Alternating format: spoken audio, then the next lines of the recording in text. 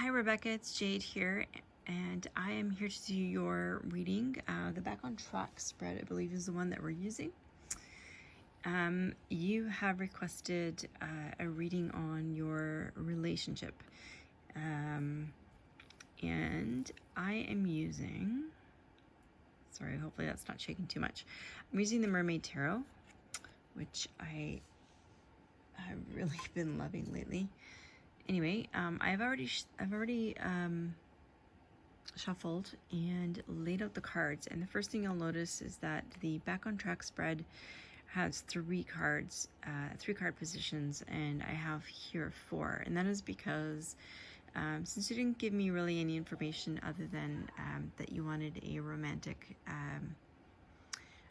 reading, I pulled the first card for how are you currently feeling about your relationship, to sort of set some context for the rest of it. So how are you currently feeling about your relationship?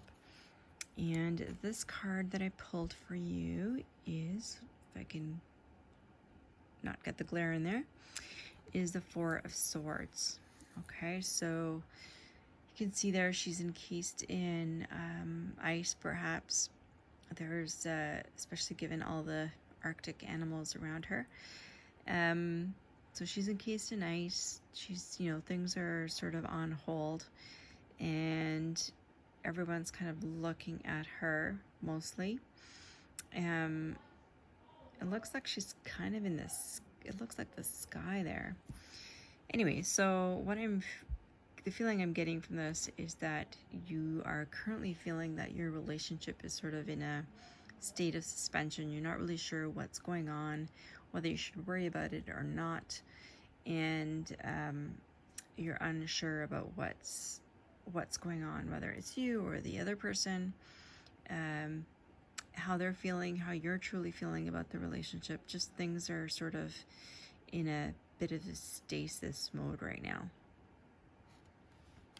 All right, so if that is not correct, then please let me know, because that does set the context for the rest of the reading. So I'll wait to hear back from you. So the second card, which is the first card in the Back on Track spread, is Why Do I Feel This Way?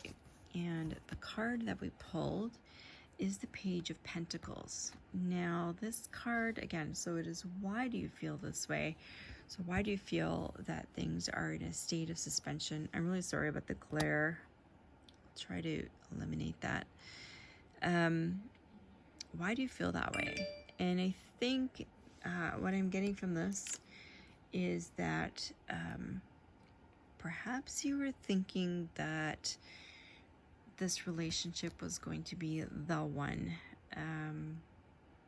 It was going to be your be-all and end-all, and some things happened to sort of put that question into your mind. Now, the pages are often about communication, right?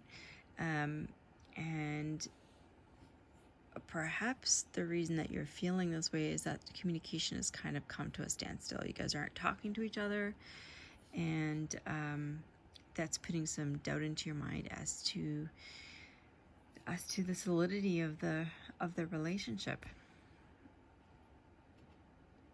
Okay, so that's why do I feel this way. The second card, or the third card for us, is how can I get back on track? And this card I pulled for you, the Ten of Pentacles. So how can you get back on track? If my brain and my mouth want to work together. So the Ten of Pentacles, this card is all about legacy, family, right? You can definitely see some age diversity there, everywhere from children to very well experienced people. And I think that in terms of getting back on track, I think this is saying that you need to, the best thing for you to do right now is to consult with your family, your ancestors, even the other person, perhaps you just need to talk things out. Maybe things are not exactly the way that you think that they are. And if you talk to your loved ones, your family, who've perhaps gone through a similar situation, you might see things from a different perspective and be able to get back on track. So if you do that before speaking with the other person, it might help. Or perhaps you may need a couple of rounds going back and forth, but this sort of tells me that that's how you get back to the richness of the envisioned relationship. Okay. And the final card is, how can you prevent this from happening again?